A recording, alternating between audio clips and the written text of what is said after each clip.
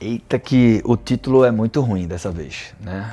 Estratégias de investimentos para quem busca liberdade financeira. Tem um monte de vídeo assim na internet, mas esse aqui vai ser diferente, vai valer a pena, então seja muito bem-vindo. E eu vou trazer um olhar muito técnico, tá? O que de fato você pode fazer para ter liberdade financeira, talvez antes dos 50 anos, se for algo que faça sentido para você.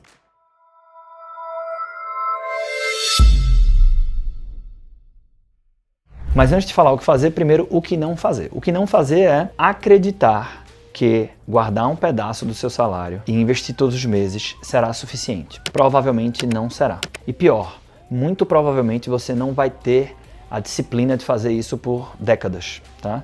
E mesmo que você faça, vai aparecer algum imprevisto legítimo que você vai sacar o dinheiro. Então, aquela conta matemática de tantos reais por mês e tal, não sei o quê, ela funciona no Excel, na vida real ela não funciona. É que nem aquela história de, pô, se eu tivesse deixado em Bitcoin tantos reais desde 2015, eu seria milionário. Não seria, porque você teria resgatado dinheiro muito antes. Arthur, quando você diz que isso não é uma boa estratégia, porque não funciona na vida real, quer dizer que guardar um pedaço do seu salário e investir em bons ativos de forma diversificada, isso é ruim? Não, não foi isso que eu disse. São coisas diferentes, né? Para quem gosta aí, o Nassim Taleb, por exemplo, ele defende muito, né, que a gente tem que respeitar o fato de que os mercados são aleatórios, né? Então, o papel da aleatoriedade e levar isso em consideração para desenhar uma boa estratégia de investimentos. Qual é a crítica mais infundada que o próprio Taleb, né, explicita lá nas obras dele? É que as pessoas não conseguem entender que quando ele fala que as coisas são mais aleatórias do que nós gostaríamos, não é o mesmo que dizer que tudo é aleatório. Ele não está falando que tudo é aleatório, certo? Então a mesma coisa aqui.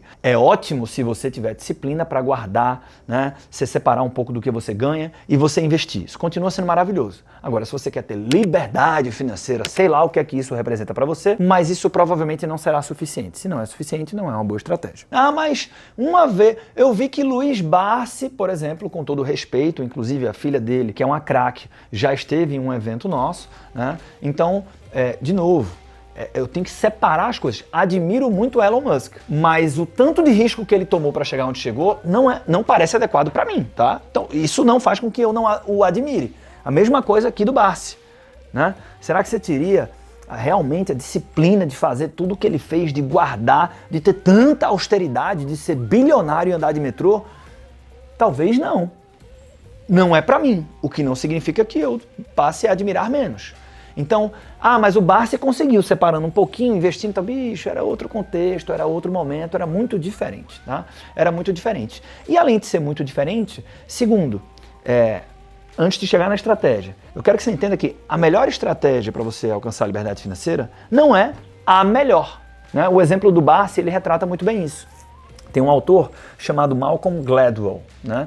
E ele tem um livro que é um livro até mais sobre empreendedorismo, mas ele traz uma lição muito importante aqui para a formação de patrimônio e para discussões sobre construção patrimonial. E ele diz isso, ele diz assim, se você quer performar bem numa determinada área, você não tem que olhar assim, quem é o maior expoente dessa área, o melhor do mundo, pronto, deixa eu aprender, porque o sucesso deixa pistas e tal. O sucesso pode até deixar pistas, né? Mas o sucesso de quem? Estatisticamente, se você tem 1 milhão de pessoas investindo dinheiro, nem que seja por um fenômeno aleatório, uma delas vai ser Warren Buffett. Uma delas vai ter um resultado excepcional. Mas não significa que por ela ter sido a melhor do mundo, né, ela sabe exatamente as raízes e as causas do que a fez a melhor do mundo, né? Por quê? Para ser muito expoente, presta atenção nisso aqui, provavelmente um pedaço disso foi sorte. Um pedaço disso não foi calculado, um pedaço disso foi o contexto, foram variáveis que a pessoa não controlava. E justamente por isso que os melhores do mundo nas suas áreas, a gente pode se inspirar, admirar, mas são cases menos replicáveis. E se são menos replicáveis, me interessa menos. Quem garante que eu vou ter o mesmo contexto externo, que eu vou ter a mesma sorte, que eu vou ter o mesmo... Então, contar com a sorte não parece uma boa ideia. Então, o que o Malcolm Gladwell está falando é que, cara, todo o mérito do mundo para o Warren Buffett, né? Ou quem quer que você tenha aí como ídolo no mundo dos investimentos. Mas, justamente por ser tão outlier, que a ideia de investir como Warren Buffett, ela é, na verdade, péssima. Porque não vai dar para replicar. E mesmo que o próprio Warren Buffett queira explicar como ele faz, tem uma parte que não é tácita, né? Não é de conhecimento, de que... É como você perguntar pro Pelé, cara, como é que você faz uma assistência? É meio intuitivo, ele, cara, não penso muito, então eu já vejo que o cara vai passar, ele já passa. Ele não consegue, se ele fosse ensinar alguém, ele não saberia ensinar alguém a jogar como Pelé.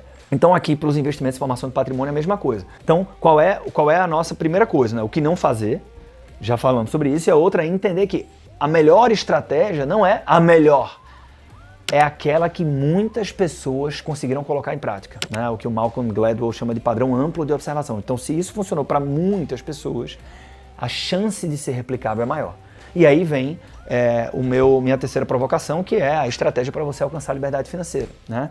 Você precisa de ter parte do seu patrimônio, né, ou da sua carreira exposta a bastante risco. O que não significa ser uma pessoa arrojada, amante do risco, maluca, né? Então não vai ser pauta desse vídeo agora, mas tem uma forma de você pensar o seu patrimônio que, em vez de ser assim, um pouquinho em cada cesta, é você falar o seguinte: eu tenho a maior parte do meu dinheiro em coisas muito seguras e um pedaço menor em coisas que, se eu perder dinheiro, eu perco, eu posso até perder, mas eu perco pouco. Mas quando eu ganho, eu dou uma grande porrada. Então, sob a perspectiva de carreira, né, se você for olhar na lista da Forbes ou das pessoas que você conhece, a maior parte, lembra, padrão amplo de observação, das pessoas que conquistaram liberdade financeira, isso está associado ao empreendedorismo de alguma forma, né? Então muita gente quebra a cabeça, muita gente até quebra, né?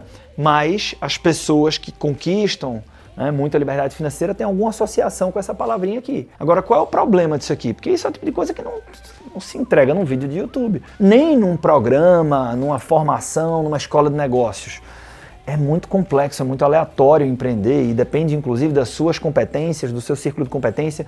Então não me compete aqui entrar no mérito se empreender é para você ou não. Agora, do ponto de vista que nos compete discutir aqui nesse ambiente, que é decisões de investimento, alocação de capital, formação de patrimônio, aí sim tem uma coisa que você deveria considerar e que é pouco falada, né? Que é, você deveria separar parte do teu patrimônio para investir diretamente em ativos reais, né? Nos Estados Unidos, essa é uma classe de ativos muito mais difundida, utilizada de forma consciente, né? Real assets, né? Eles chamam lá de real assets, nada mais que são ativos reais, né? O que é um ativo real? É um ativo da vida real, né? É um imóvel, né? Uma usina solar, é uma empresa, e aí tem ativos reais que são adequados para a pessoa física comum, como você e eu, e outros que não são adequados. Mas quando a gente fala, sobretudo do jeito que eu faço aqui com os nossos clientes, né? Quando eu falo de ativos reais, a gente está falando sobretudo do investimento direto em ativos reais, né? Porque quando você investe na bolsa de valores de uma empresa, a empresa existe, né? Então a Gerdau está lá fabricando aço, etc. Então ela existe, mas eu não acesso direto, eu não invisto direto nessa empresa, né? Eu invisto através da bolsa de valores. E quando eu tenho essa estrutura indireta, né, você tem muito mais intermediários, né, e o seu potencial de ganho é menor. E aí, nessa arquitetura do patrimônio, aquele pedaço menor que você quer colocar em ativos reais diretamente, você quer fazer isso diretamente justamente para poder ter, quando você perder, você perde pouco, até porque é um ativo real, tá lá, né, tem uma garantia, mas quando você ganha muito. Né? E aí, matematicamente, quando a gente monta um planejamento e a gente simula isso, ou quando a gente olha para pessoas que conseguiram construir patrimônio, isso se encaixa naquela história do padrão amplo de observação, né? É difícil dizer o seguinte: olha, você pode ter liberdade financeira jogando na loteria, né? Isso é possível? Sim. É provável? Não. Alguém conseguiu, mas essa pessoa teve uma dose de sorte que eu não consigo replicar, logo não é uma boa estratégia. Agora, muitas pessoas que conquistaram liberdade financeira sob a ótica de alocação de capital investiram diretamente em ativos reais. Isso dá para replicar. Arthur, como investir diretamente nesses ativos? Pô, se inscreve no seu canal, esse é um dos temas que eu discuto aqui. Mas nesse vídeo eu não te entrego essa resposta. Por hora, contudo, você sabe o que não funciona e sabe o que você deve buscar. Agora, se você quiser bater um papo sobre a sua carteira de investimentos, sem compromisso, e como que a gente encaixa isso na sua estratégia de investimentos também, aí eu vou deixar um link aqui na descrição. Quem sabe a gente não se encontra numa reunião para falar do teu planejamento patrimonial. Obrigado por ter chegado até aqui. Se você gostou, deixa um coraçãozinho, se inscreve no canal. Estou torcendo pelo seu sucesso e até o próximo vídeo.